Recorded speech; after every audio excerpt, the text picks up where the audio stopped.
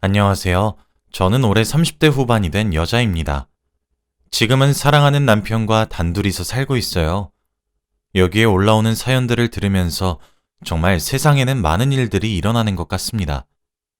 저도 제가 겪었던 이야기를 한번 풀어나가고 싶더라고요. 그때만 생각하면 정말 저희 집안에 어떻게 이런 일이 생겼나 싶습니다. 제 이야기를 한번 들으시면 다들 기겁을 하실 거예요. 그만큼 지금 생각해도 할 말을 잃게 만드는 사건이었습니다.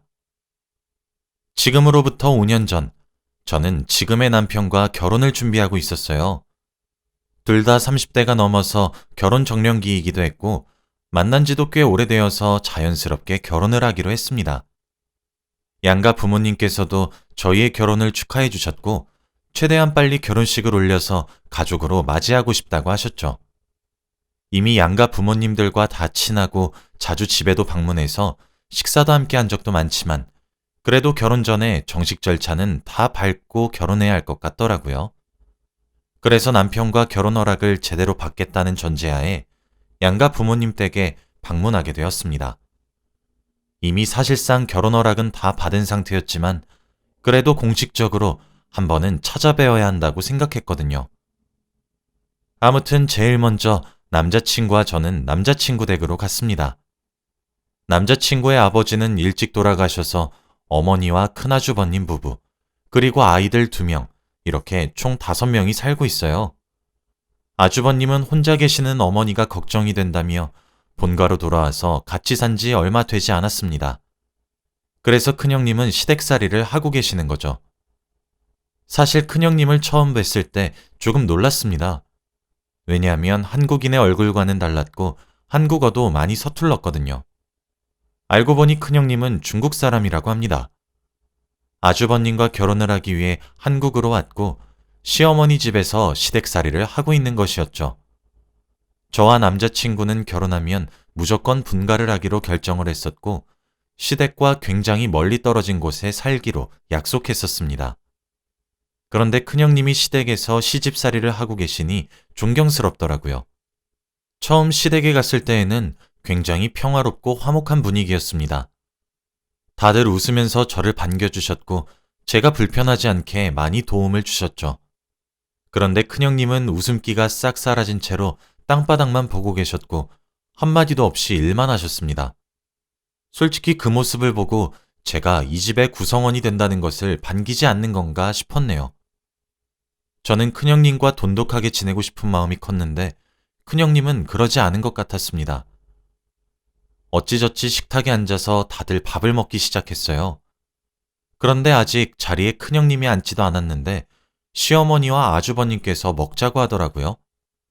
제가 큰형님 기다려야 하는 거 아니냐고 말을 했더니 순간 집안의 분위기가 싸늘해졌습니다.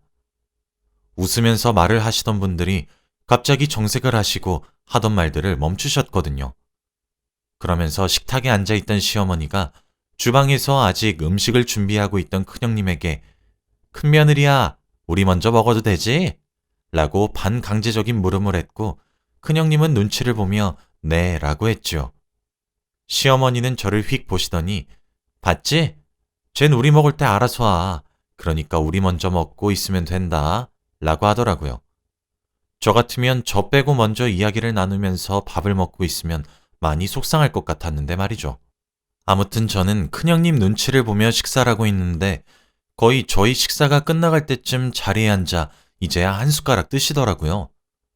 그런데 다 저희가 먹다 남은 반찬들을 먹고 계셨는데 이제 겨우 몇 숟가락 먹은 사람한테 시어머니는 우리 이제 밥 다 먹었으니까 과일 좀 깎아주라 라고 하며 다시 자리에서 일어나게 만들었죠. 그리고 이거 가져와라 저거 가져와라 하면서 다 시키셨습니다. 보고 있는 제가 더 화가 나서 어머니 그냥 제가 할게요 라고 하면서 큰형님을 도왔습니다. 시어머니는 저의 갑작스러운 모습에 당황을 했고 저는 아랑곳하지 않고 큰형님의 수발을 도왔죠. 제가 과일을 깎았고 가져다 달라는 것도 다 가져다 드렸습니다. 솔직히 그때 아직 결혼식도 안 했는데 시댁살이라는 게 어떤 건지 대충은 알겠더라고요. 거실에서 혼자 설거지를 하고 있는 큰형님 옆에 가서 저도 설거지를 도왔습니다. 이야기도 조금 해보고 싶기도 했고 결혼하면 자주 보게 되니까 친해지고 싶었거든요. 저는 도와주겠다며 같이 설거지를 하고 있는데 큰형님께서 갑자기 의미심장한 말을 하셨습니다. 서툰 한국어랑 집안 소리 때문에 제대로 들리지 못했는데 나중에 그 말을 생각해 보니까 결혼하지 마. 이 집안 지옥이야. 라고 했던 것 같아요. 그 당시에는 무슨 말인지 제대로 안 들려서 대답을 하지 못했는데 그 말이 시간이 많이 지나서 기억이 났습니다. 설거지를 큰형님과 같이 하고 있는데 갑자기 거실에 계시던 시어머니가 저희에게 오셔서는 둘째 며느라, 이런 건 집안에서 하는 사람이 따로 정해져 있는 거야. 넌 손님이니까 이런 거 안 해도 돼. 그리고 결혼하면 너 분가할 거라며? 그러니까 우리 집에서 설거지 안 해도 된다.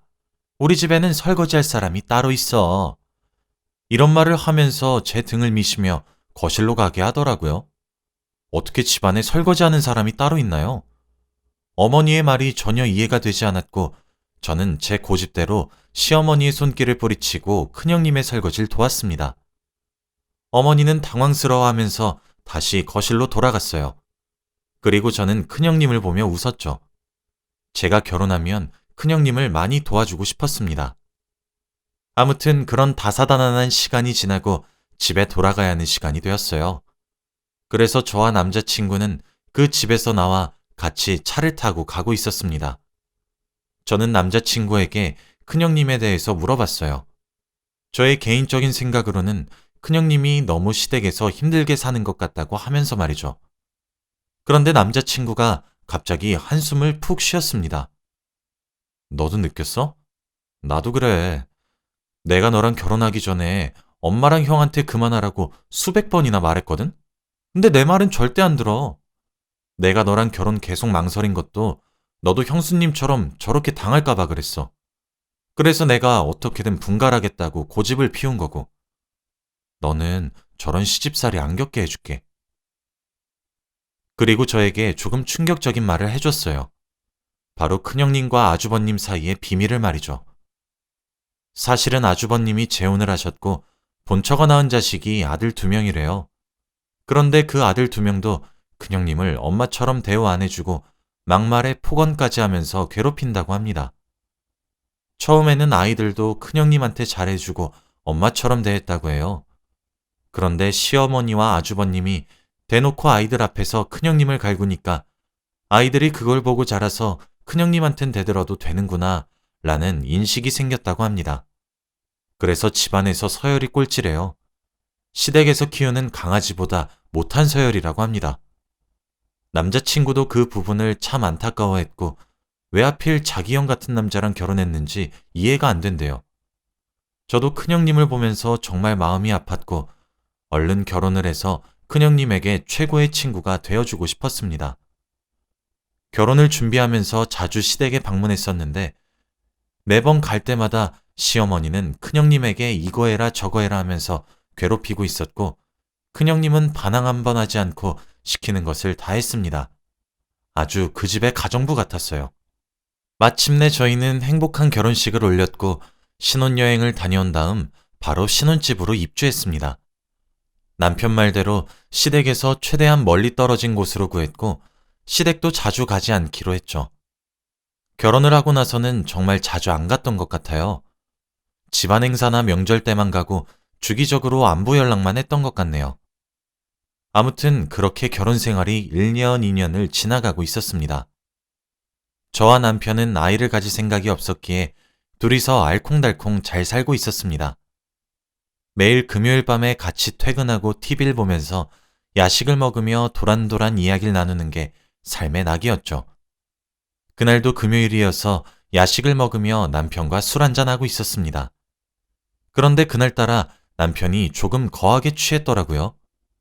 평소에는 알딸딸한 정도까지만 마시는데 그날은 기분이 좋았는지 벌컥벌컥 먹었습니다. 남편과 저는 시댁 이야기를 정말 많이 해요. 같이 뒷담도 하고 있었던 이야기들도 하면서 대화를 많이 하는 편입니다. 그런데 시댁 이야기를 하면 항상 큰형님의 이야긴 빠지지 않아요. 저희 둘 다 큰형님이 안타깝고 마음이 아팠으니까요. 그래서 제가 남편한테 근데 큰형님은 왜 이혼 안 하신대? 라고 말을 했습니다. 그런데 남편은 저에게 충격적인 말을 해주었어요. 술이 취해서 제가 몰랐던 일에 대해서 말을 해주더라고요. 사실은 결혼하고 얼마 지나지 않아서 아주버님과 큰형님 사이에 아이가 생겼대요. 임신을 했고 큰형님은 너무 기뻐했다고 합니다. 그런데 아이의 아빠인 아주버님은 지금도 자식이 2명이나 있으니 뱃속의 아이는 지우자고 했고 시어머니도 아이를 낳으면 첫째 아들이 일을 더 많이 해야 한다며 극구 반대했다고 해요. 그런데 큰형님은 아이가 낳고 싶었고 엄마가 되고 싶었다고 합니다. 그래서 그때는 고집을 피우면서 아이를 낳겠다고 했대요. 그런데 어느 날 시어머니가 큰형님한테 한약을 권유하더래요. 큰형님은 아무것도 모르고 먹을 뻔했습니다. 그런데 그때 못 먹게 막은 사람이 바로 남편이래요. 한약 봉지를 입까지 가져다 댄 순간 남편이 빼앗아서 절대 먹지 말라고 말을 해주었답니다.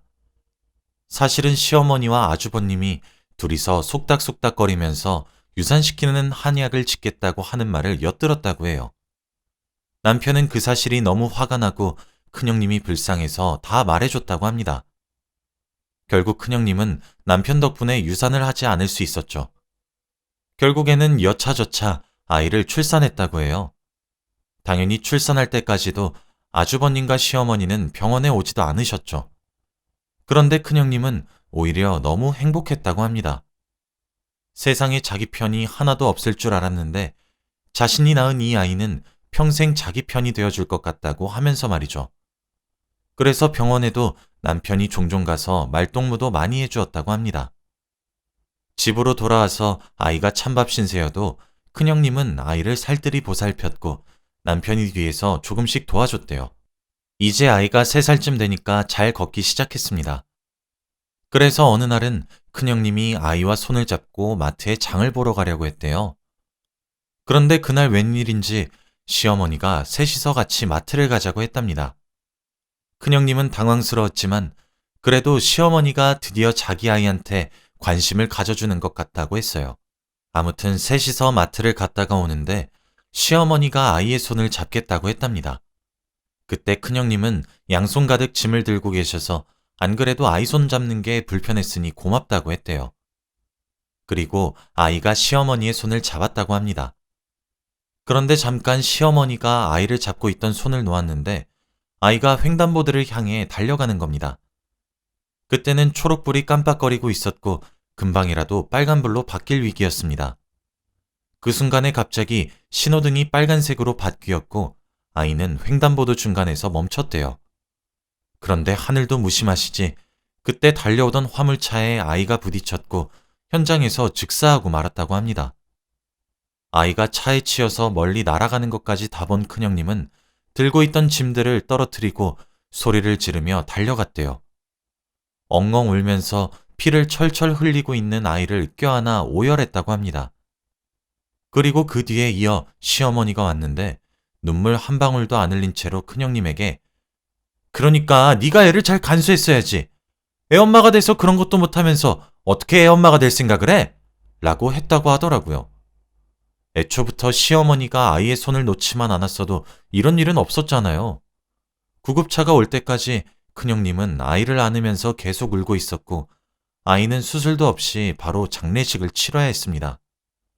시어머니는 사과 한마디도 없었고 오히려 장례식장에서 실신을 하고 있는 큰형님한테 다가가 네 아들 네가 죽인 거야 라며 악담을 했다고 해요. 이런 말을 들은 이후 큰형님은 우울증에 걸리고 말았어요. 죽은 아이도 계속 생각나고 시어머니가 계속해서 큰형님 탓이라고 세뇌를 시켰으니 말이죠. 약을 먹으면서 정신과 상담도 하고 자살 시도도 정말 많이 했다고 합니다. 아이 옆에 가겠다고 아이 없으면 자기는 아무것도 아니라고 하면서 말이죠. 그러다가 결국 며칠을 버티다가 아주버님에게 이혼을 해달라고 부탁했대요. 도저히 제정신으로 세상을 살아갈 수 없어서 중국에 돌아가고 싶다고 하면서 말이죠. 가족들 품에서 상처를 치유하고 싶다고 아주버님에게 말을 하니까 아주버님은 큰형님에게 그럼 누가 엄마 모시고 아이들 뒷바라지하고 누가 집안일을 해? 이혼? 말이 되는 소리래 라고 했답니다. 자신의 아내가 이렇게까지 힘들어하는데 어떻게 이런 막말을 할 수 있나요? 그리고 시댁은 큰형님을 고향에 절대 보내주지 않았습니다. 비행기 표를 끊어도 티켓을 다 찢어버리기도 했고 중국에 죽만 나와도 화를 불같이 냈죠. 결국 큰형님이 많이 힘들 때 남편이 조금 옆에서 도와주었고 중국도 잠깐 갔다 오라며 비행기 표도 끊어줬다고 합니다. 입원 기간이 늘어났다고 거짓말하면서 중국에 며칠간 보내줬대요. 그 이후로도 괴롭힘은 줄어들 생각을 하지 않았고 큰형님 혼자서 악착같이 버텼다고 합니다. 저는 그 말을 듣는 내내 눈에서 눈물이 멈추지 않았어요. 어떻게 이런 힘든 일을 겪었으면서 살 수 있는 거죠? 그리고 무엇보다 시댁 사람들이 정말 사람으로도 보이지 않았습니다. 단순히 큰형님을 집에서 일하는 물건으로만 보니까 제가 다 화가 나서 미칠 지경이었죠. 그리고 계속 들어보니 죽은 아이의 장례식에도 큰형님 혼자 계셨고 가족들은 몇 시간만 있다가 바로 집으로 갔대요. 뿐만 아니라 지금까지도 아이의 제사를 지내지 못한다고 합니다. 시댁에서 극구 반대를 해서 말이죠. 저는 그날 정말 큰형님의 이야기를 듣는데 큰형님이 너무 불쌍해서 말이 나오지 않았어요.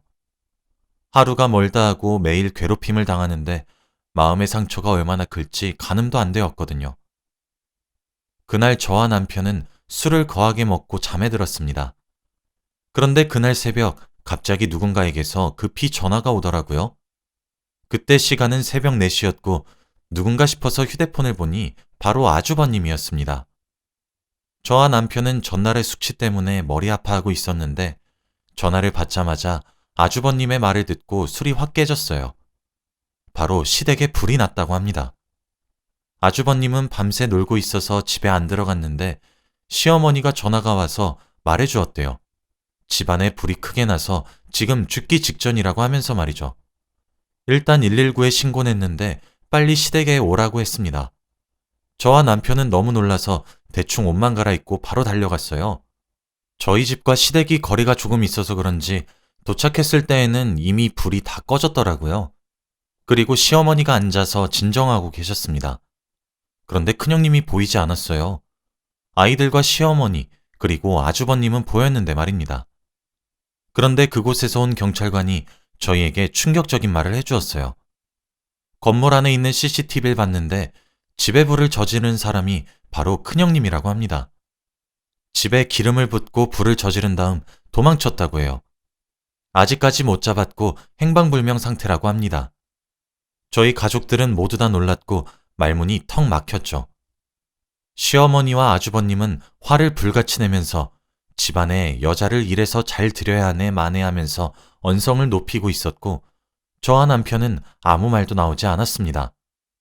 그런데 경찰의 말에 의하면 불을 낸 곳을 보면 집안에 가족들을 죽이려는 의도가 없대요. 정말로 살인을 목적으로 불을 저지른 거면 지금쯤이면 병실에 누워 있어야 한다고 합니다. 경찰의 말로는 단순히 자신의 감정 상태를 알리거나 단순히 겁을 주기 위해서 불을 저질렀다고 할 수 있대요. 하지만 아주버님과 어머니가 그 말을 들으실 리가 있나요? 말도 안 되는 소리라며 자기네들이 판단하는 대로 생각하셨습니다. 그리고 며칠 뒤 큰형님을 검거하게 되었어요. 경찰에서는 살인미수도 아니고 방화범도 아니라 방화미수라고 합니다. 그래서 합의금만 지불하고 구속도 되지 않는데요. 저와 남편은 시댁에게는 미안하지만 그래도 큰형님의 마음이 어느 정도 이해가 됩니다. 아무것도 모르는 한국으로 시집와서 몇십 년 동안 괴롭힘을 받았는데 말이에요. 시어머니와 아주버님은 큰형님 욕을 달고 살면서 결혼 잘못했다고 매일 신세한탄을 합니다. 저희는 들은 채도 하지 않아요. 제가 아마 큰형님 입장이었어도 어떻게든 복수하고 싶었을 것 같았습니다. 지금은 두 분이서 이혼을 하시고 큰형님은 중국으로 돌아갔어요. 저와 남편에게 얼마 전에 연락이 왔습니다. 저희는 주기적으로 연락도 하고 지내요. 시댁에게는 비밀이지만요. 아무튼 조금 복수의 방법이 잘못된 것 같긴 하지만 그래도 이혼을 하고 지금까지 괴롭힘을 당하지 않는 게 다행이라고 생각해요. 큰형님이 이제라도 조금 행복해졌으면 좋겠어요. 저의 이야기는 여기까지입니다. 들어주셔서 감사해요.